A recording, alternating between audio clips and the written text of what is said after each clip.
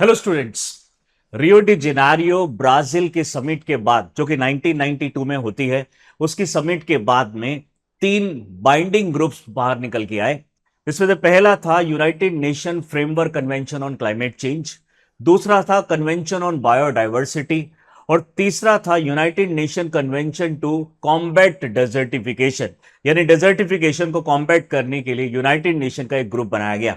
ये तीनों ही एक बाइंडिंग एग्रीमेंट थे जिसमें ज्यादातर 197 कंट्रीज प्लस यूरोपियन यूनियन की काफी सारी कंट्रीज साथ में मिलके ये प्रण लेती है कि हम इस तरह के डेजर्टिफिकेशन को आगे नहीं बढ़ाएंगे और धीरे धीरे करके इन डेजर्टिफिकेशन को कम करेंगे।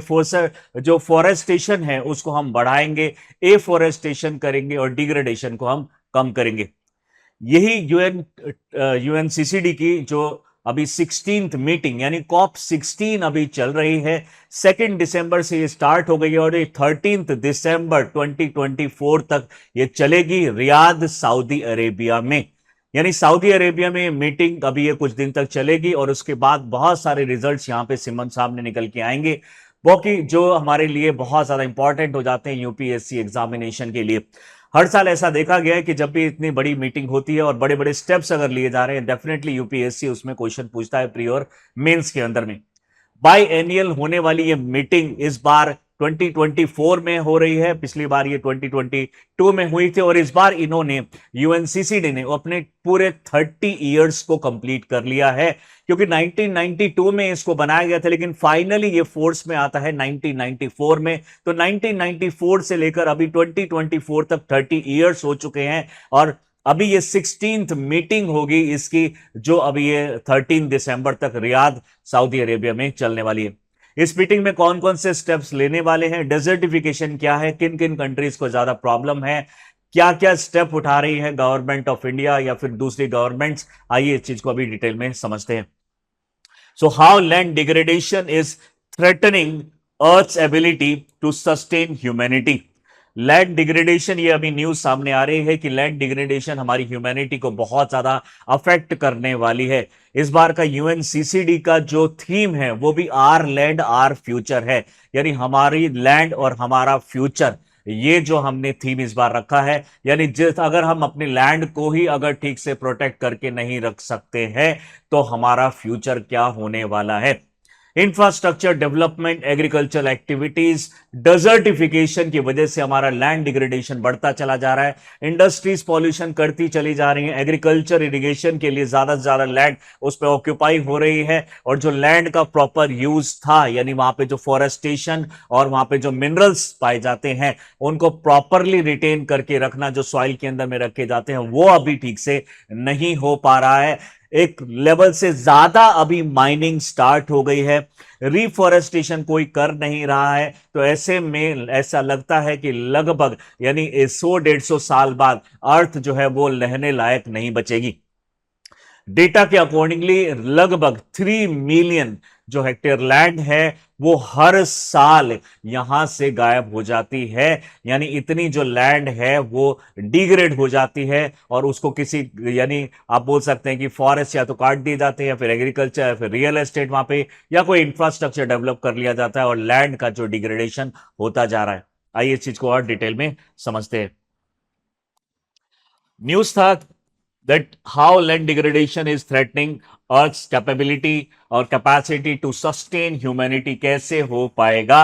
अकॉर्डिंग टू यूएनसीसीडी, रियाद में जो ये मीटिंग चल रही है इसके ऊपर में काफी सारे अभी क्वेश्चंस आ सकते हैं यूपीएससी से सऊदी अरेबिया के अंदर में, और ये मीटिंग चलने वाली है कुछ 10 दिन के आसपास तक। 2 से 13 दिसंबर तक ये मीटिंग चलेगी 2024 में और इंपॉर्टेंट स्टेप्स लिए जाएंगे। क्या क्या चीजों के ऊपर में डिस्कशन होगा वो आज हम इसमें जो लेक्चर है इसमें देखने वाले हैं। यूएनसीसीडी की माने तो land degradation is the reduction और लॉस ऑफ द बायोलॉजिकल और इकोनॉमिकल प्रोडक्टिविटी, यानी सिर्फ बायोलॉजिकल नहीं, इनडायरेक्टली इकोलॉजिकल भी प्रोडक्टिविटी को कम करता है, इकोनॉमिकली प्रोडक्टिविटी को भी कम करता है। Complexity of the rainfed croplands, irrigated croplands, range, pasturelands, forest, woodlands result from a combination of pressure including land use and management practices। यानी कहीं ना कहीं हम लैंड को ठीक से यूज नहीं कर रहे हैं, ठीक से जो प्रैक्टिसेस हैं हमारी वो नहीं कर रहे हैं, मैनेजमेंट हमारा कहीं पे नहीं हो रहा है ठीक से, कहीं ना कहीं हम लैक कर रहे हैं, जिसकी वजह से हमारी जो क्रॉपलैंड इरिगेशन और ये जो हम बढ़ा रहे हैं इसको एक पर्टिकुलर लेवल तक इसको इंक्रीज या मैनेज नहीं किया जा रहा है। यानी डेफिनेटली एग्रीकल्चर भी बहुत जरूरी है, no doubt in this, but agriculture किस लेवल पे होगा, उसमें फर्टिलाइजर यूज करना भी जरूरी है, बट क्या एक परमिसिबल लिमिट के अंदर में इसको यूज किया जा रहा है। वाटर भी यूज करना बहुत जरूरी है, हमारे लिए बहुत ज्यादा जरूरी है, खाना तो हमें वहीं से मिलेगा, लेकिन वाटर को किस तरीके से यूज करना है, क्या हम पर्मा कल्चर को यूज कर रहे हैं, क्या हम जो हमारे लेटेस्ट इरिगेशन टेक्नोलॉजीज हैं उनको यूज कर पा रहे हैं, किस तरीके से हम लैंड डिग्रेडेशन कर रहे हैं, और इसको डिटेल में समझते हैं। सबसे पहले यही न्यूज, यूनाइटेड नेशन ने इसको क्लियरली दिखाया है, बताया है कि लैंड डिग्रेडेशन बहुत ही फास्ट रेट से हो रहा है, जो कि अर्थ की एबिलिटी खत्म कर देगा टू सस्टेन लाइफ। लगभग 1 million square kilometre of land is degraded annually. यानी 1 मिलियन स्क्वायर किलोमीटर का आप मतलब अगर जाने तो हमारा जो इंडिया है वो 3.2 मिलियन स्क्वायर किलोमीटर है। तो यानी 1/3, हमारे इंडिया के 1/3 जो एरिया है वो हर साल डिग्रेड हो रहा है पूरे वर्ल्ड में। यानी हर 3 साल में इंडिया के बराबर का जो लैंड है वो डिग्रेड हो जाता है। डेफिनेटली ये सीरियस कंसर्न है।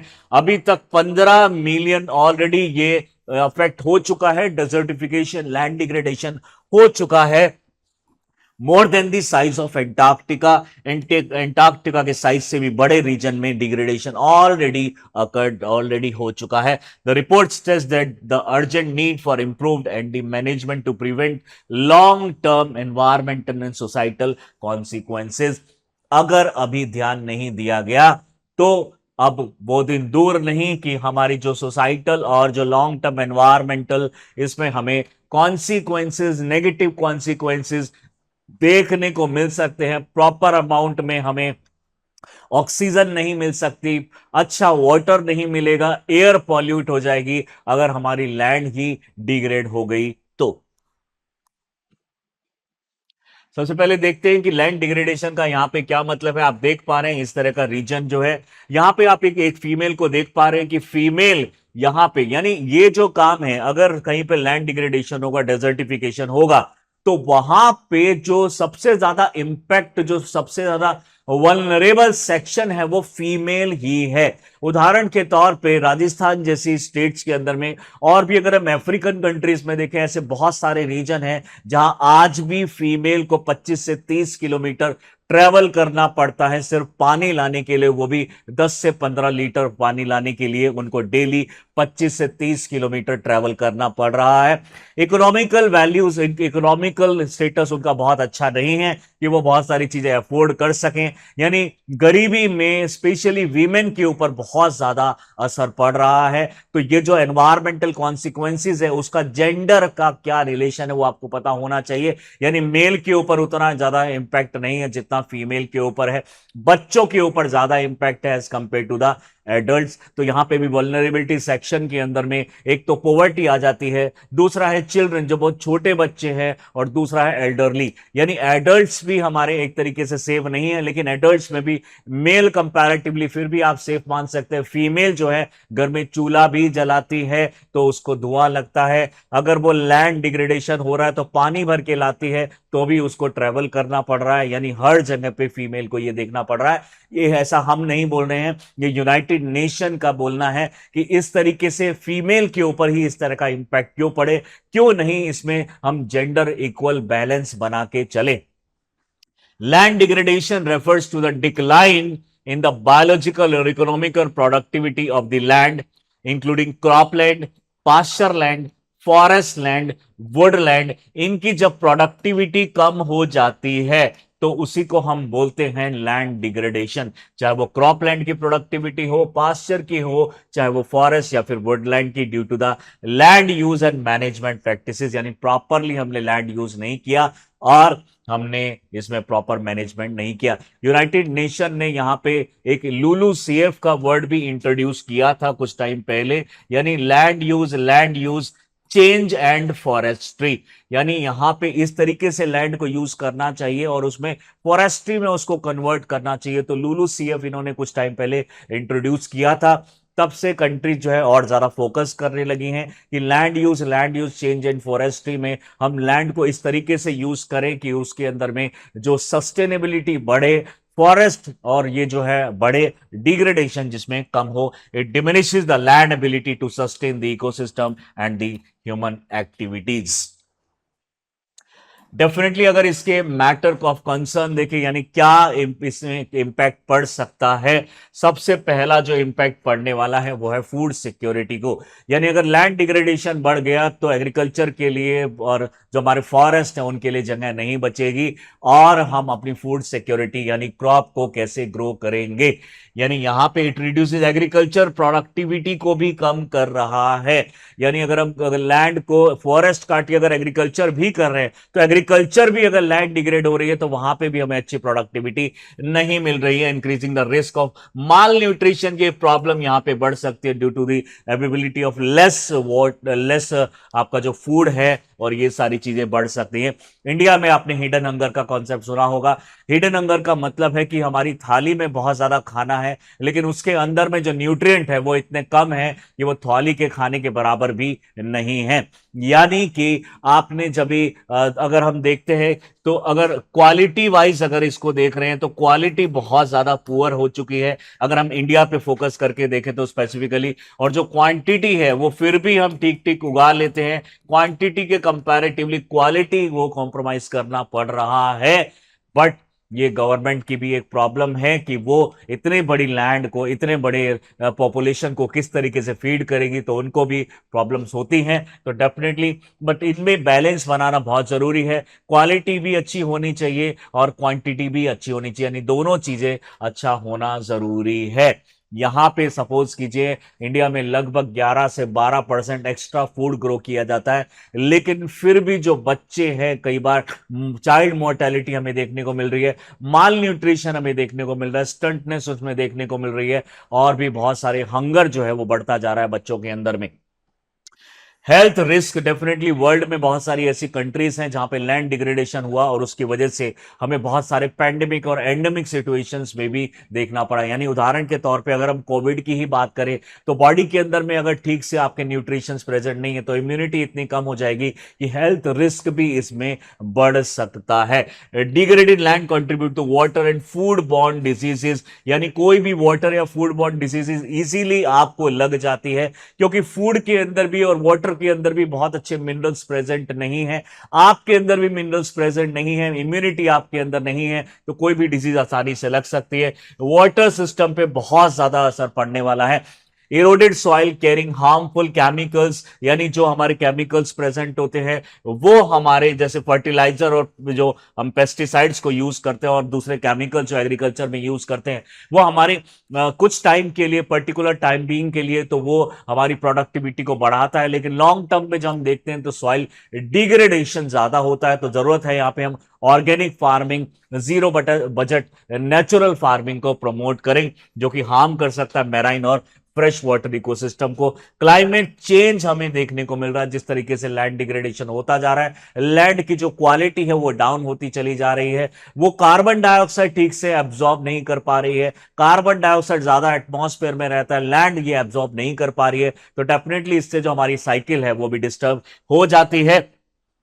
Degradation leads to the release of carbon and nitrous oxide, ये जो लैंड है कार्बन और नाइट्रस ऑक्साइड रिलीज होने लग जाती है। अदरवाइज अगर लैंड प्रोडक्टिविटी है तो वो एब्जॉर्ब करती है, यहां पे अगर डिग्रेडेशन हो रहा है तो ये उसको रिलीज करेगी, contributing to the global warming. It has reduce the ability of land ecosystem to absorb carbon dioxide by 20%, यानी 20% तक का जो कार्बन डाइऑक्साइड है, यानी टोटल जितना भी एब्जॉर्ब करती थी उसका 20% कार्बन डाइऑक्साइड ये अब एब्जॉर्ब नहीं कर रही है, जो कि एटमॉस्फेयर में ही रहता है। जो सिंपल सा साइंस का रूल है कि जब भी आप दो कॉन्सेंट्रेशन में कुछ रखेंगे, सपोज कीजिए यहां पे कॉन्सेंट्रेशन ज्यादा है और यहां पे कार्बन डाइऑक्साइड की कॉन्सेंट्रेशन कम है, तो कार्बन डाइऑक्साइड यहां से यहां एंटर करेगी। So this is suppose our land and this is suppose our atmosphere. तो एटमॉस्फेयर में जब भी कार्बन डाइऑक्साइड बढ़ता है वो इधर आ जाता है, और लैंड में जब भी बढ़ेगा वो इधर आ जाएगा। ये एक दूसरे को बैलेंस बनाने की कोशिश करते हैं। लेकिन अगर लैंड के अंदर में वो कैपेसिटी ही खत्म हो जाएगी कार्बन डाइऑक्साइड एब्जॉर्ब करने की, तो आप सोचिए कि हमारे एटमॉस्फेयर में कार्बन डाइऑक्साइड बढ़ती चली जाएगी और हमें प्रॉब्लम बढ़ती चली जाएगी। नो डाउट इन दिस कि कार्बन डाइऑक्साइड प्लांट्स को चाहिए होता, लेकिन एक लिमिट के अंदर में। अगर वो एक लिमिट से ज्यादा हो जाएगा तो 24 से भी ज्यादा, यानी अगर अब इसको ग्लोबल वार्मिंग पोटेंशियल देखें तो एक साल में अगर इसको देखते हैं तो इसका ग्लोबल वार्मिंग पोटेंशियल बहुत ज्यादा होता है। मीथेन का यहां पे 24 टाइम्स दी कार्बन डाइऑक्साइड होता है। तो ये गैसेज अगर हमारे एटमॉस्फेयर में बढ़ जाएगी तो ग्लोबल वार्मिंग भी बढ़ते हुए दिखेगी हमें।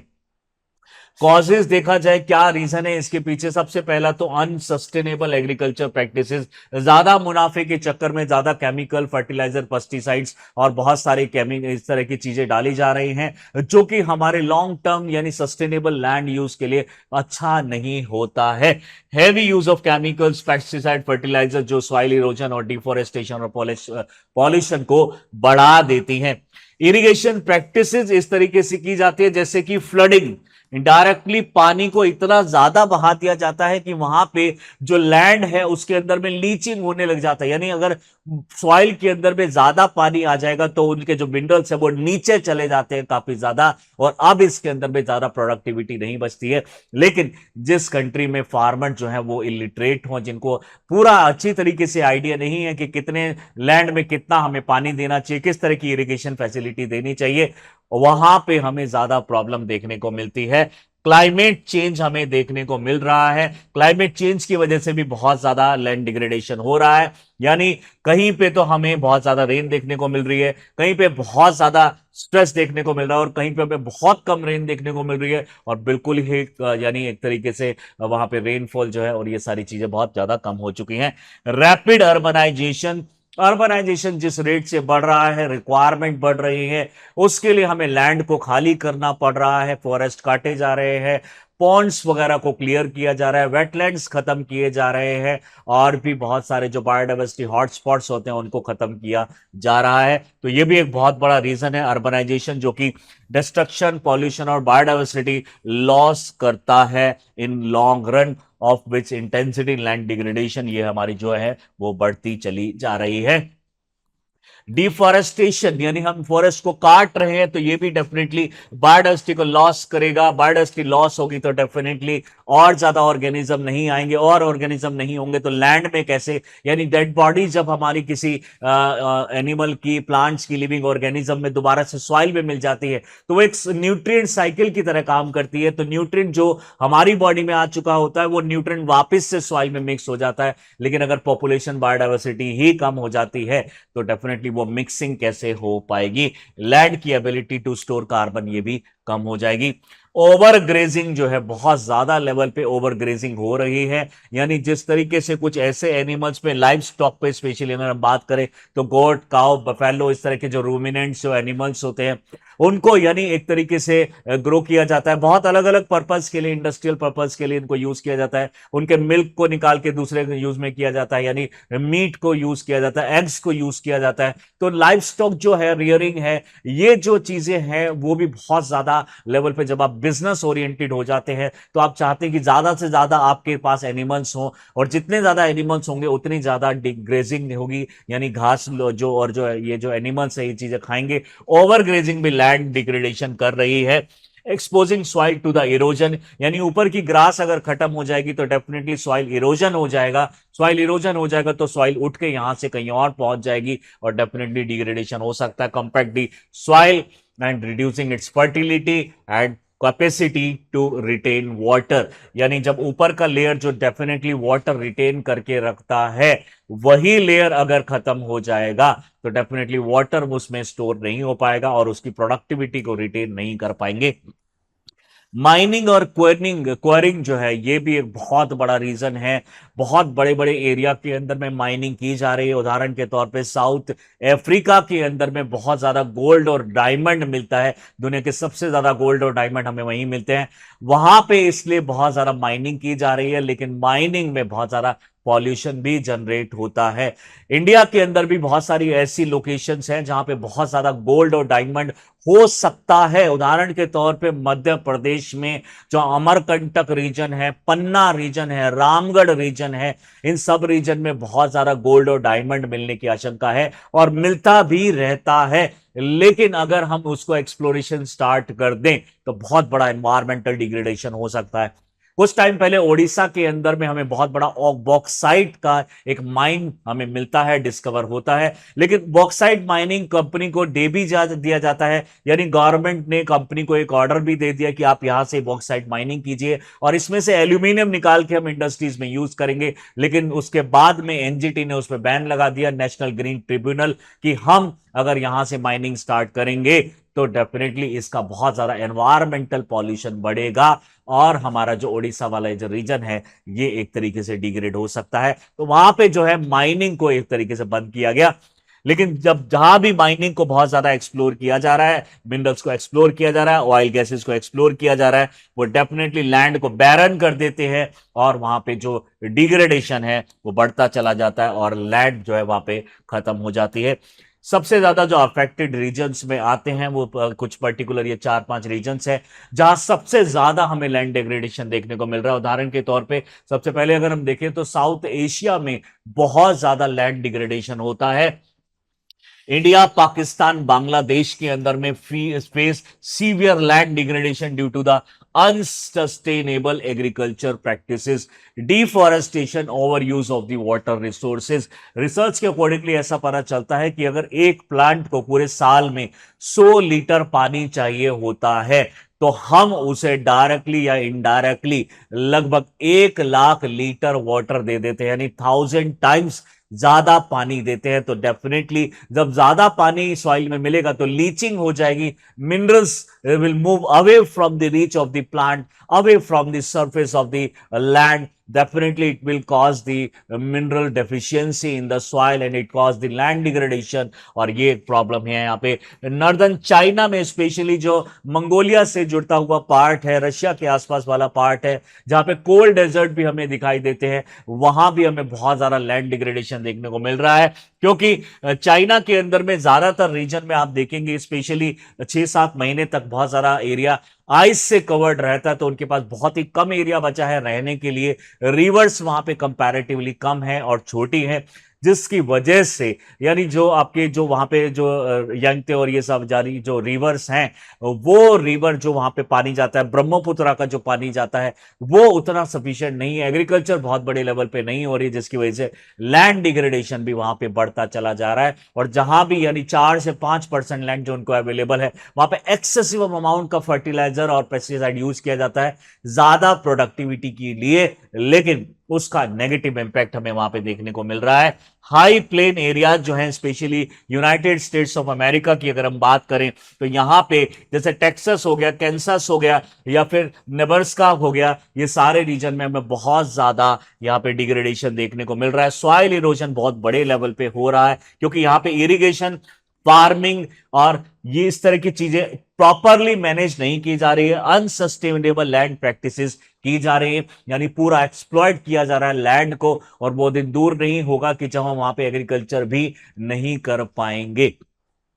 कैलिफोर्निया यूएसए के अंदर भी हमें ऐसी चीजें देखने को मिल रही है, यानी यहां पे अगर हम देख रहे हैं तो agriculture region are affected by the water scarcity, soil erosion and soil salinization caused by the excessive irrigation and the drought। Definitely इसमें सिर्फ ह्यूमन ही एक तरीके से जिम्मेवार नहीं है, इसके लिए हमारे जो नेचुरल जो रीजंस भी है, बट सबसे ज्यादा जो इंपैक्ट पड़ रहा है वो एंथ्रोपोजेनिक एक्टिविटीज की वजह से ही पड़ रहा है। तो अगर हम एंथ्रोपोजेनिक एक्टिविटीज को ही कम कर लें तो हमारा लैंड डिग्रेडेशन जो है काफी हद तक कम हो सकता है। दूसरी अगर हम बात करें तो वे फॉरवर्ड इसमें क्या हो सकता है, डेफिनेटली ऐसी प्रैक्टिसेस करनी चाहिए, यानी हम बहुत ज्यादा नेचुरल फार्मिंग को और ऑर्गेनिक फार्मिंग को प्रमोट करें, डिफॉरेस्टेशन ज्यादा ना करें, हम ग्रेजिंग जो है ज्यादा ना करें, लाइव स्टॉक पे ज्यादा डिपेंडेंसी हम ना रखें। तो इस तरह की चीजें हम कर सकते हैं जो लैंड डिग्रेडेशन कम करेगा। तो sustainable land management promote sustainable farming practices, जैसे ऑर्गेनिक फार्मिंग है, एग्रो इकोलॉजी है, यहाँ पे वाटर एफिशिएंट इरिगेशन फैसिलिटीज है, जैसे हो गया हमारा पर्मा कल्चर को हम एक तरीके से प्रमोट कर सकते हैं, स्प्रिंकलर फार्मिंग जो है तो स्प्रिंकलर इरिगेशन उसको हम प्रमोट कर सकते हैं, यहाँ पे जो ड्रिप इरिगेशन होती है उसको हम प्रमोट कर सकते हैं, वाटर रिसाइकल जो होता है उसको हम कर सकते हैं, यानी वाटर को भी अगर हम चाहें तो रिसाइकल करके दोबारा से यूज किया जा सकता है। सबसे बेस्ट हमें एग्जांपल यहां देखने को मिलता है इजराइल का। ऐसा एग्जांपल है कि इंडिया से 1/4 पानी है इजराइल के पास, लेकिन जब प्रोडक्टिविटी की बात करते हैं तो 3 टाइम्स ज्यादा प्रोडक्टिविटी रेट है इंडिया से। तो आप कंपेयर कर सकते हैं कि सिर्फ पानी ही एक बड़ी प्रॉब्लम नहीं है, पानी को सही यूज करना एक मेन चीज है। इजराइल के पास हमसे 1/4 पानी होने के बाद भी वो इस तरीके से इसको रीयूज, रिसाइकल और रीएफिशिएंट उसको बनाता है कि उसको दूसरे चीजों में यूज कर लेता है, रिसाइकल करके ड्रिंकेबल भी उसको बना लेता है। समुद्र का पानी भी उसको लेने की ज्यादा जरूरत नहीं पड़ती है, क्योंकि जो वहां पे वाटर अवेलेबल रिसोर्सेज है उन्हीं को वो बार बार रिसाइकल करता जा रहा है। और वर्ल्ड में सबसे बेस्ट एग्जांपल अगर हमें देखने को मिलता है तो वाटर एफिशिएंसी का, वाटर रिसाइकल का और वाटर मैनेजमेंट का, तो वो है इजराइल। तो डेफिनेटली इस तरह की कंट्रीज का जो भी मेथड्स है उन दूसरी कंट्रीज को भी वो अडॉप्ट करने चाहिए, जहां यहां पे इजराइल जैसी कंट्रीज जो टेक्नोलॉजीज को उसको ट्रांसफर भी कर सकती हैं। रिफॉरेस्टेशन, एफॉरेस्टेशन पे हमें खासा ध्यान देना चाहिए ताकि हमारा कार्बन सिक्वेस्ट्रेशन हो सके, यानी कार्बन को एब्जॉर्ब किया जा सके और सॉइल इरोजन बच सके। सॉइल स्टोरेशन की टेक्निक्स को हमें यूज करना जरूरी है। उदाहरण के तौर पे मुल्चिंग हम कर सकते हैं। मुल्चिंग का मतलब होता है सॉइल के ऊपर में हम एक हरी पत्तियों से या फिर लीफ से या फिर आप बोल सकते हैं ब्रांचेस से या फिर ग्रासेस से कवर कर दिया जाता है सरफेस को। और आप जानते हैं ये सारी चीजें बहुत अच्छी तरीके से वाटर एब्जॉर्ब कर सकती हैं। तो अगर रेन का वाटर अगर नीचे गिरता है तो वो एब्जॉर्ब करके रखती है, इजीली एवोपरेट नहीं होता। और ये पानी के साथ में जो सारी लीव्स और ये ग्रासेस हैं ये डिग्रेड होकर सॉइल में दोबारा से मिक्स हो जाती हैं, तो रिटेन हो जाती है, हमारी रिप्लेनिशमेंट हो जाती है मिनरल्स की। और वहीं पे इवेपोरेशन रेट को भी कम करता है, यानी जो नीचे वाले लैंड के अंदर में जो पानी है ऊपर मुल्चिंग होने की वजह से, यानी कवरेज होने की वजह से, ग्रासेस और लीव्स का कवरेज होने की वजह से इवेपोरेशन ज्यादा नहीं होता, जो डिग्रेडेशन कम होने के चांसेस है। तो मुल्चिंग को हम प्रमोट कर सकते हैं, क्रॉप रोटेशन को प्रमोट कर सकते हैं। यानी ऐसा नहीं होना चाहिए कि प्रॉफिट के चक्कर में आप एक ही क्रॉप को बार बार करते रहें, यानी एक क्रॉप के बाद दूसरी क्रॉप दूसरी तरह की, फिर उसके बाद तीसरी क्रॉप। उदाहरण के तौर पे इंडिया में 3 क्रॉप रोटेशन होता है,